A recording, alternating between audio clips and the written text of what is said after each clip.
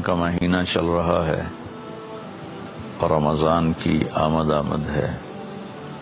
اللہ کے محبوب صلی اللہ تعالی علیہ وسلم رجب جو پچھلا مہینہ گزرا ہے اسی سے ہی رمضان کے لیے ذہن سازی شروع فرما دیتے تھے اور یہ دعا مانگتے تھے، اللہم بارک لنا فی رجب و شعبان وبلغنا رمضان، اور ایک روایت میں بارک لنا فی رمضان بھی ہے کہ اللہ ہمارے رجب اور شعبان میں برکت عطا فرما اور ہمیں رمضان کا مہینہ نصیب فرما اور ہمارے لیے اس کو بابرکت فرما۔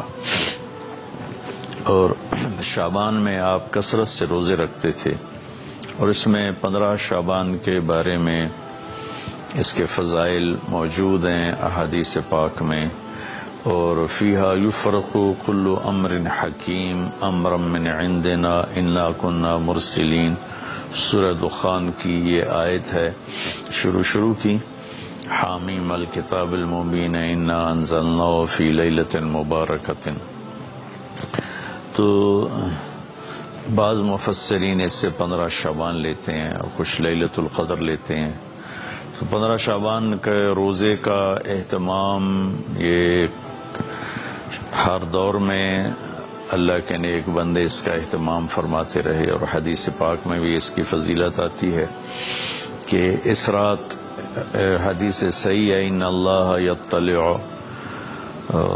علی اہل الدنیا، اللہ تبارک و تعالی ساری دنیا کے انسانوں پر اس رات میں اپنی نظر کرم فرماتے ہیں اور ان کی بخشش کے فیصلے فرماتے ہیں، سوائے 2 شخصوں کے، الا المشرک والمشاہن، ایک جو شرک کرنے والا ہو یعنی غیر مسلم ہے، مشرک ہے، جو ایمان سے محروم ہے، اور دوسرا مشاہن کون ہے؟ کینہ رکھنے والا، ایک دل کی کیفیت ہے بغض اور اس سے شدید ہے کینہ۔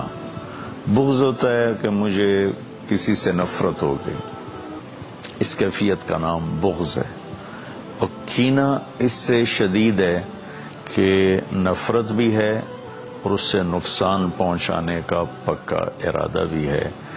اس کیفیت کو، جس میں کسی کو نقصان پہنچانے کا ارادہ چل رہا ہو، اسے شحناء کہتے ہیں، اور اس کیفیت والے کو مشاحن کہتے ہیں، اور ہماری زبان میں اسے کینہ کہتے ہیں۔ تو اس رات میں اللہ تعالیٰ بخشش فرماتے ہیں۔ اس رات کا روزہ اللہ کے محبوب صلی اللہ تعالی علیہ وسلم رکھا کرتے تھے، اور بعض روایت میں 1 سال کے صغیرہ گناہوں کی بخشش کی بھی فضیلت بیان کی گئی ہے۔ بہرحال ہر دور کے صالحین، علماء، صوفیاء اس روزے کا اہتمام فرماتے چلے آئے ہیں۔ اس رات کا اگر کچھ قیام ہو جائے اور روزہ رکھا جائے تو ہمارے اعمال میں ایک اچھے عمل کا اضافہ ہے اور ہماری نیکیوں میں اضافہ ہے، اور اس کے لیے اپنے آپ کو اگر کسی سے نفرت ہے تو پاک کیا جائے، بغض ہے تو اسے دور کیا جائے، کسی کے ساتھ ایسی دشمنی پیدا ہو گئی ہے کہ شیطان ہمیں وہاں تک پہنچا چکا ہے کہ ہم اس کو نقصان پہنچانا چاہتے ہیں، اس سے بھی اپنے آپ کو بچا لیا جائے کہ ایک دن فیصلہ اللہ تعالیٰ نے کرنا ہے۔ اس دن حقوق العباد کی عدالت بہت سخت ہوگی، حقوق اللہ کی عدالت میں وہ سختی نہیں ہوگی جو حقوق العباد کی عدالت میں شدت اور سختی ہوگی۔ لہذا کسی پر ظلم کر کے نہ مریں، کسی کا حق لے کر نہ مریں۔ ہمارے اوپر ظلم ہو یا ہمارا حق مارا جائے تو اس کا تو ہمیں بہت بڑا عوض اللہ اپنے خزانوں سے دے گے، لیکن ہم نے کسی پر ظلم کیا، ہم نے کسی کا حق مارا، برائی کے بدلے میں ایسی برائی کی کہ اپنی نیکیوں کو برباد کر دیا، تو بہت بڑے نقصان کا سامنا کرنا پڑے گا، اور وہ نقصان ابدی ہوگا۔ دنیا کے نقصان وقتی ہوتے ہیں، تھوڑی دیر کے لیے ہوتے ہیں۔ تو اس رات کے لیے کچھ جاگنے کا بھی اہتمام ہو جائے، روزہ بھی رکھ لیا جائے، اگر رمضان آ رہا ہے اس کے لیے دعا مانگی جائے، اللہ تعالی ہمارے رمضان میں برکت عطا فرمائے اور ہمیں اس کے استقبال کی اللہ تعالی ہمیں توفیق نصیب فرمائے۔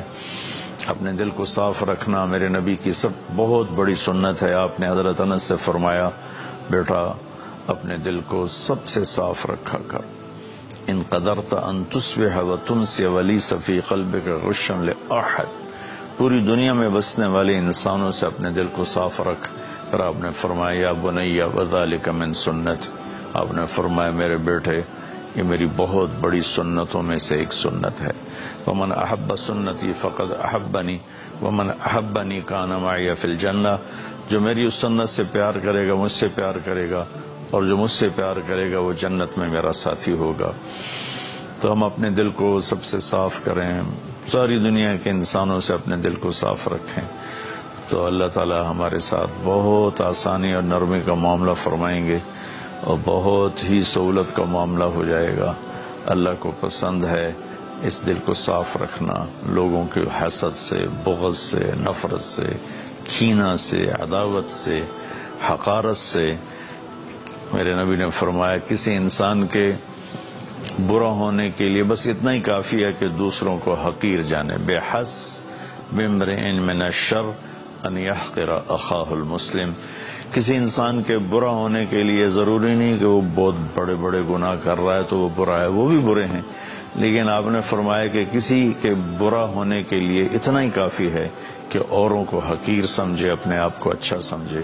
اور یہ جو لوگ تھوڑا سا شریعت کے پابند ہیں، نیکی پر چل رہے ہیں، گناہوں سے بچ رہے ہیں اور شیطان کے داؤ میں نہیں آئے، گناہوں سے پرہیز ہے، ان کو شیطان اس طرف سے مار دیتا ہے کہ وہ انہیں اپنی نیکی کے تکبر میں پھنسا دیتا ہے اور اوروں کی حقارت اور کمی اس کا شکار کر دیتا ہے. اس میں بہت بڑا طبقہ پھنسا ہوا ہے، پھنسے چلے جا رہے ہیں. اس سے اللہ تعالیٰ مجھے بھی بچائے، آپ کو بھی بچائے، سارے سننے والوں کو بچائے. تو ہم اس شعبان کے مہینے میں رمضان کی تیاری کریں. 15 شعبان کا اگر روزہ رکھا جائے تو بہت بڑی فضیلت ہے.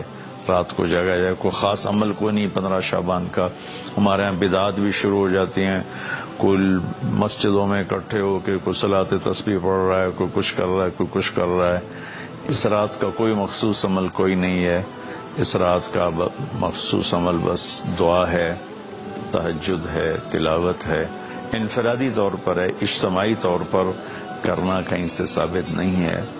کہیں اکٹھے ہو کر لیں تو کوئی، یہ میں نہیں کہہ رہا ہوں کہ انہیں غلط کیا ہے، لیکن پیچھے ہمارے تاریخ میں، اسلامی تاریخ میں یہ چیز ملتی نہیں. انفرادی عبادت ہی ہے، وہی زیادہ بہتر ہے. اللہ تعالی ہمیں عمل کی توفیق